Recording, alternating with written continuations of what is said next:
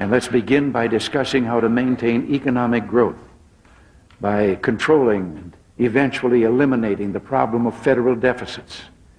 We have had a balanced budget only 8 times in the last 57 years.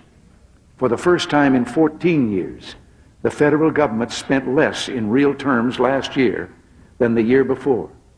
We took $73 billion off last year's deficit compared to the year before. The deficit itself has moved from 6.3% of the gross national product to only 3.4%. And perhaps the most important sign of progress has been the change in our view of deficits. You know, a few of us can remember when, not too many years ago, those who created the deficits said they would make us prosperous and not to worry about the debt because we owe it to ourselves.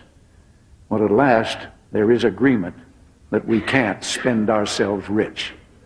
Our recent budget agreement, designed to reduce federal deficits by $76 billion over the next 2 years, builds on this consensus. But this agreement must be adhered to without slipping into the errors of the past. More broken promises and more unchecked spending. As I indicated in my first State of the Union, what ails us can be simply put.